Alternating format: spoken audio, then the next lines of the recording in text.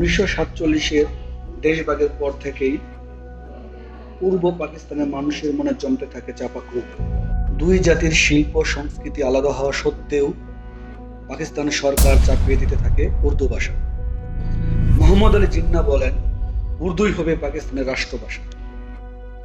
Let me make it very clear to you, leave no doubt that the state language of Pakistan is going to be Urdu and no other language.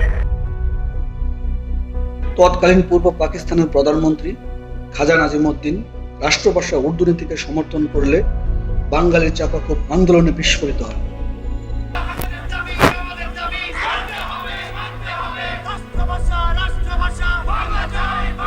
অবিলম্বে সর্বদলীয় কেন্দ্রীয় রাষ্ট্রভাষা action committee 21শে ফেব্রুয়ারি রাজপথে আন্দোলনে ডাক দেয়।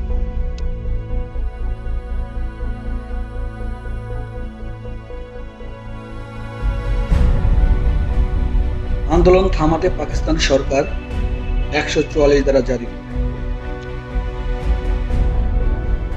পুলিশের বাধা অমান্য করে রাজপথে নেমে আসে ছাত্র শিক্ষক সহ সাধারণ মানুষ।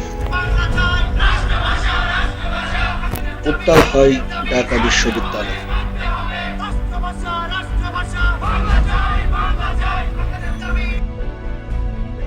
আন্দোলনরত ছাত্রদের উপর চড়াও হয় পুলিশ। তারপর ছাত্র জনতা এগিয়ে যায় অ্যাসেম্বলি হলের দিকে। তাদের থামাতে নির্বিচারে গুলি চালায় পুলিশ।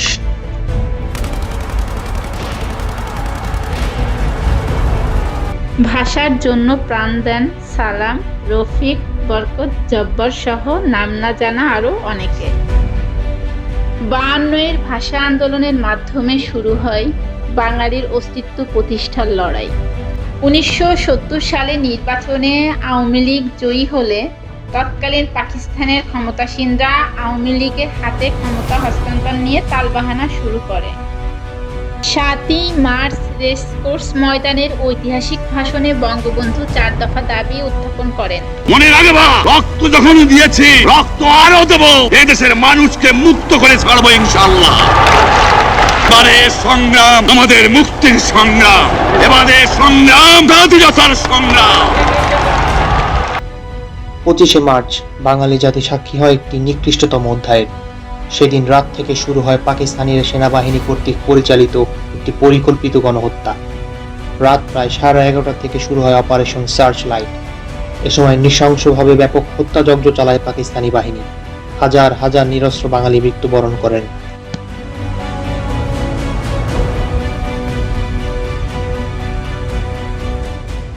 26শে মার্চ প্রথম প্রহরে বাংলাদেশের স্বাধীনতার ঘোষণা দেন বঙ্গবন্ধু শেখ মুজিবুর রহমান।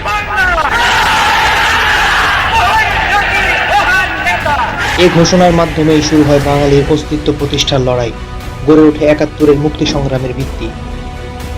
দীর্ঘ 9 মাস রক্তক্ষয়ী যুদ্ধের পর পাকিস্তানি হানাদার বাহিনী 1971 সালের 16 ডিসেম্বর ঢাকার রেসকোর্স ময়দানে আত্মসমর্পণ করে। 30 লক্ষ শহীদের রক্তের বিনিময়ে পৃথিবীর বুকে স্বীকৃতি পায় এক স্বাধীন রাষ্ট্র বাংলাদেশ।